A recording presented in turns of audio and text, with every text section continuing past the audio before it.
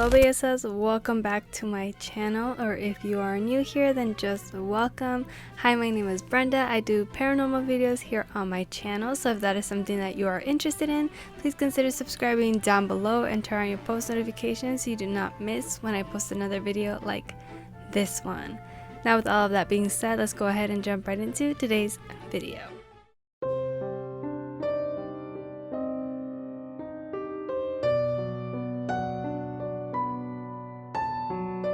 Okay, hello everybody. As you can tell by the title, today's video is going to be about a few Hawaiian urban legends.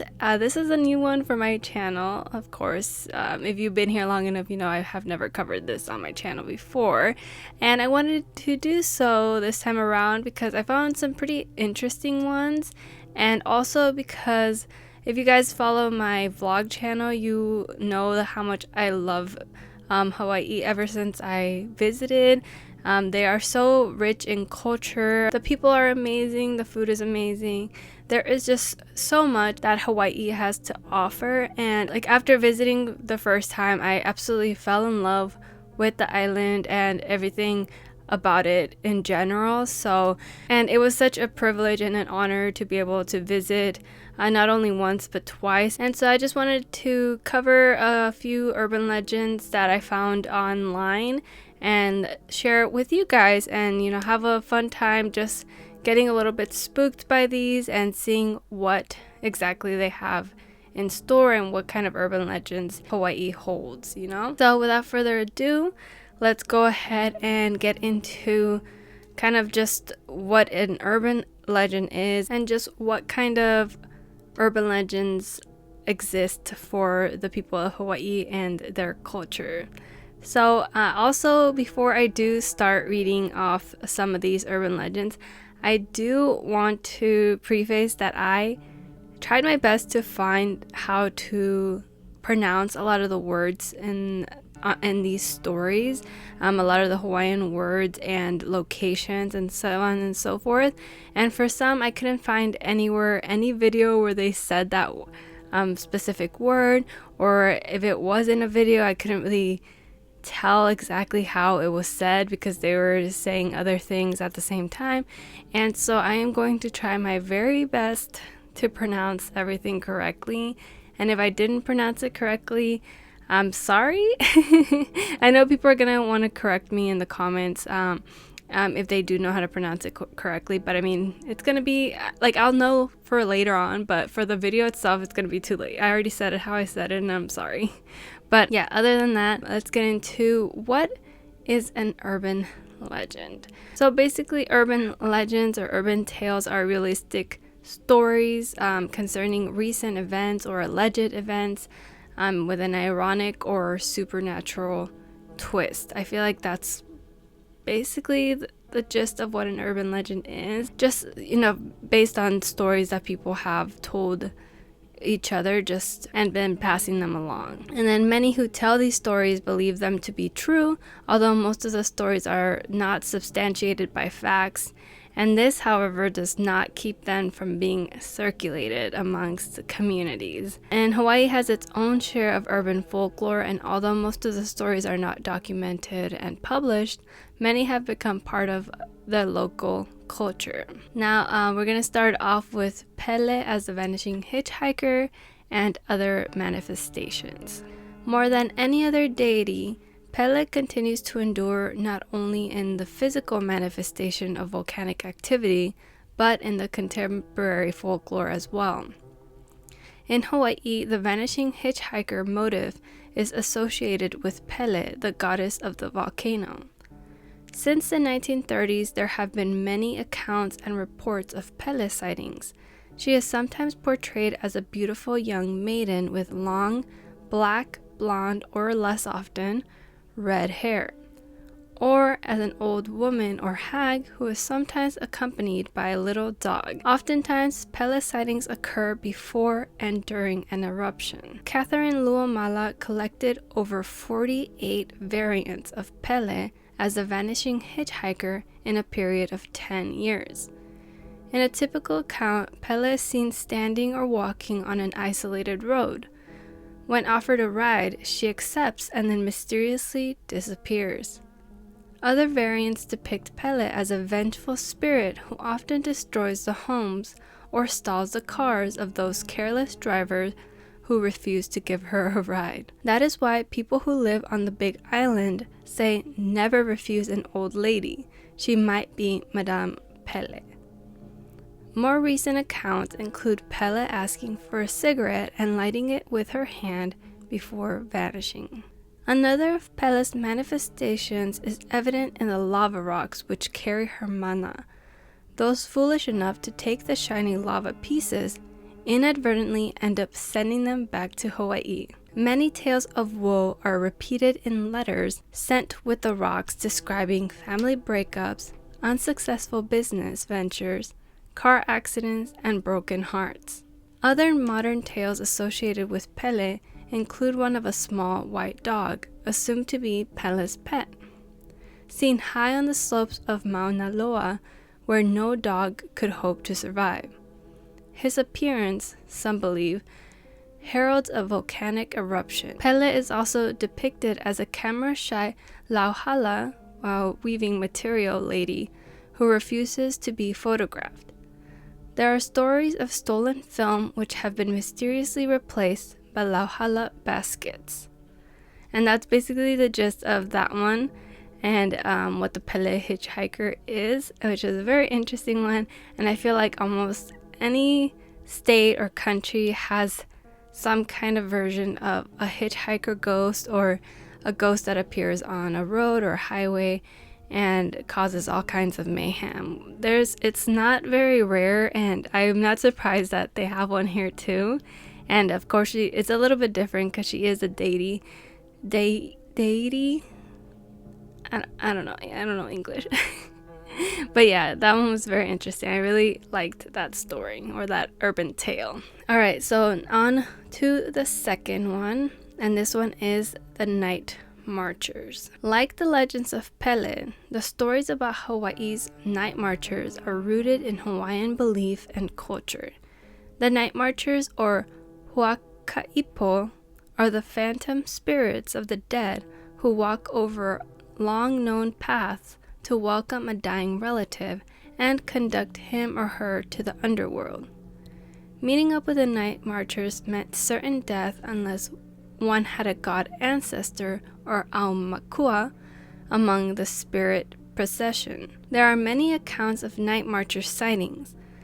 Helen Hoyt tells of a story related to her by an old man of Waialae, of a red-haired soldier, a non-Hawaiian, included in the deathly procession. Another account of the Night Marchers is the childhood experience of the late Napua Stevens, related by Glenn Grant in his walking storytelling tour. She, Napua, was playing with her friends one evening. She heard drums and chanting. She turned to look, but some force caught her by the back of the neck. It pushed her to the earth and held her face in the dirt. Right by her head, she heard the sound of marching feet, and she heard drums and chanting and one word spoken in Hawaiian. Then she was released. She got up, ran home, and told her mother, who informed her that the one word spoken was in her genealogical chant and had saved her life. It was a spirit ancestor of 400 or 500 years ago who had protected her. John Dominus Holt IV tells of witnessing a rare night marcher event while vacationing in the Kau district of the Big Island. A procession of about 50 giant women instead of the usual male ruling chiefs were seen holding spears and clubs, perhaps holding a sacred fertility rite at a nearby burial ground. And that was the end of that urban tale. Also a very interesting one. I have heard a lot of different stories about night marchers too, on the Pali highway, and another one at the Pali lookout, I think it was, where people witnessed it, because there was like about 400 soldiers, if I'm not mistaken, who went over the cliff during one of the battles, and they were like warriors, something of the sort. I didn't really read too much into it, but that's a pretty common sighting in a lot of these areas. But very eerie and interesting too, especially with the one with Napua and her experience as a child. And she is a very well-known figure in Hawaiian culture as well, or Hawaiian history. Okay, and the third tale. Okay, so this is about the Waialae drive-in theater. An urban tale unique to Hawaii is an obake. I think is how you say it. I don't know. This is, I think, a Japanese word, which is a Japanese ghost. A tale about the faceless ghost of the Waialae drive-in theater that circulated in 1959 and surfaced again in 1982. The following is a retelling based on Glenn Grant's account in the Hawaii Herald. And it goes, a young girl goes to the bathroom to freshen up her makeup. She sees another young woman standing at the mirror combing her long black hair. As the girl approaches the mirror, she catches a reflection of the young woman's face, only to discover that she doesn't have a face. The faceless woman also has no feet or limbs. Sightings of the faceless ghosts were followed by a newspaper article which offered some explanation about the haunting. Some claimed the drive-in was haunted by the spirits of a nearby cemetery. Although no one could produce an eyewitness, the rumors persisted. Some suggested that it was a clever hoax, while others repeated tales told by a friend of a friend that the ghost was real. In 1982, the story of the faceless ghost resurfaced during a radio talk show, when several callers claimed to have seen the faceless lady. What is unusual about this ghost is that the faceless ghosts are rare in Western, American, and Polynesian folklore, the only close parallel being the Mujina, faceless ghost from Japanese folklore, demonstrating that the Japanese obake have the power to become multicultural island phantoms. Waialae Drive-In Theater no longer exists. It is now a housing development. The faceless ghost that frequented the women's bathroom has been seen hanging around the Kahala Mall, a nearby shopping complex, and the Kahala Hilton Hotel in the area, sometimes as a blonde or a redhead. Honestly, I really love this one. There's a little bit more to it, but I was like, I really wish I could hear the stories from the radio show that made everything resurface in 1982. That would be really fun because I love hearing radio station stuff. It's so fun. Okay, and then it says another undocumented local urban tale which circulated over 20 years ago is very much like Daniel Cohen's Southern Fried Rat and also took place at the same theater. Now, I'm not familiar with the Southern Fried Rat story, but I guess it's basically the exact same thing, but it's something that happened in the theater supposedly. And honestly, this doesn't really feel like something that could be paranormal or supernatural. Like it literally could have been like a freak accident where this just happened, randomly. But anyway, it says, a teenage couple go to the movies at the Waialae Drive-In. The girl orders fried chicken. As she starts to eat it in the dark, she notices something funny about the chicken. It doesn't taste right, she says, but continues eating. Then, to her horror, she discovers that the chicken is actually a fried rat. Disgusting. More than anything, gross. I think I would just throw up and I would just pass out for the rest of the night, honestly, because I don't know how I would handle that. It's so disgusting. But anyway, this urban tale is really eerie because I always picture myself like going through these moments, and I have no idea how I would even comprehend seeing somebody in the mirror without a face. I'd just pass away, honestly. Like with any other thing where I put myself in that situation in my head, I'm just like, what do you even do, right? Like, how do you even react to that? That's so terrifying. But I really, really, really enjoyed that urban tale. Definitely a creepy one. All right, and then we are going to do one more here, and this is number 4. And this one is Morgan's Corner and the Pali. Another site known for its strange happenings is Morgan's Corner, situated in the Nuanu Pali area on the island of Oahu. It is a spot with a history of a famous murder and hauntings. It is reputed to be the area of Kamehameha's victory, where menehunes or mischievous spirits abound, and is also the site of a nearby, I cannot pronounce this, I really can't, but it is an ancient Hawaiian temple. This area has great allure for teenagers because of the legends associated with it. The following is Hawaii's version of the urban legend: the boyfriend's death. A teenage couple is parked under a tree in Morgan's Corner. The boy is ready for a night of romance, but the girl is scared and wants to leave. No amount of coaxing can put her in a romantic mood. When they decide to leave, the car won't start, so the young man suggests that the girlfriend stay in the car while he goes to get some gas. While he is gone, she is frightened by the noises she hears: thumping, scratching, and dripping. But she believes the tree branches and the rain are causing these sounds.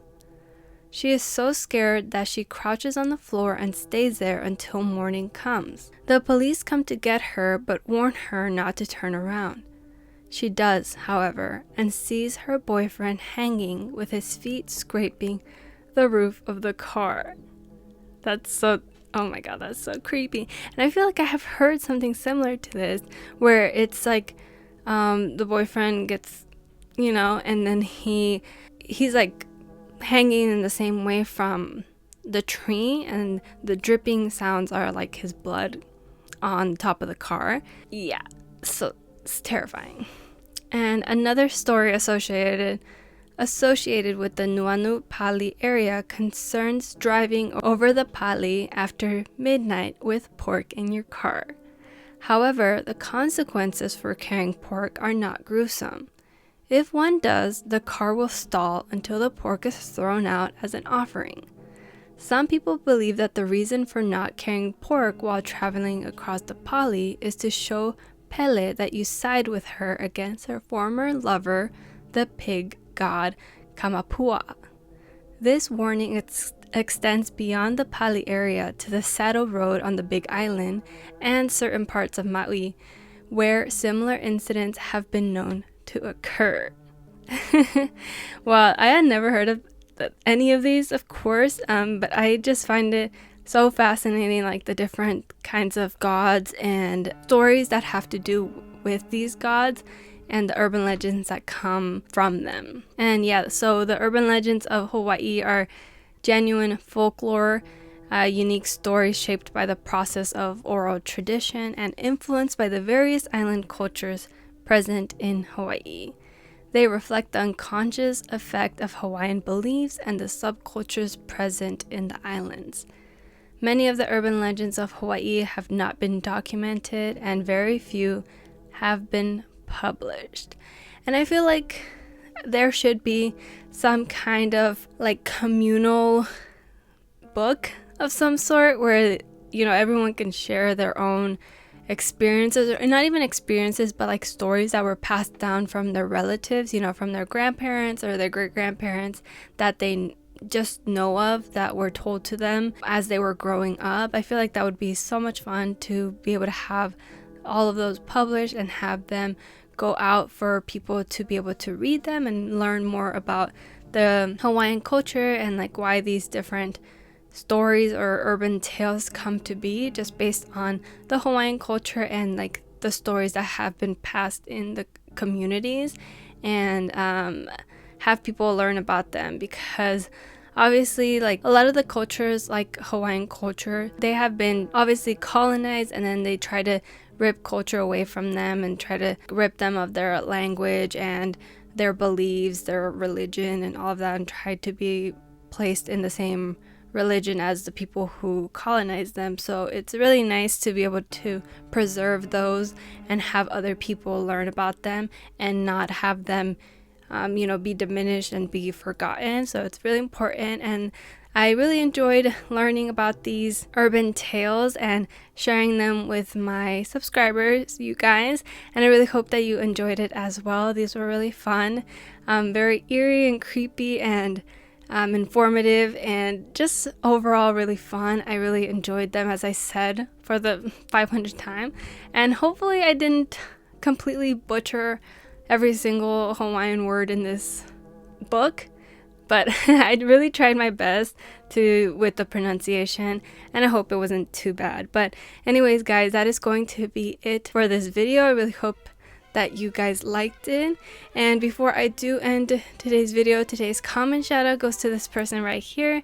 Thank you so much for leaving a nice comment. As always, I really do appreciate it, and it really makes my day. And if you want to be the next comment shout out, all you have to do is leave me a nice comment down below, and that's it. And if you did make it all the way to the end of this video, make sure to leave a shaka emoji in whatever comment you leave me down below. That way I know who stayed all the way to the end. And if you did stay all the way to the end, it means so much to me for you to watch the entire video. It really does. And yeah, anyway, thank you guys so much for watching once again. Hopefully I will see you in my next video. Don't forget to stay safe and be kind. Bye bye. Mahalo.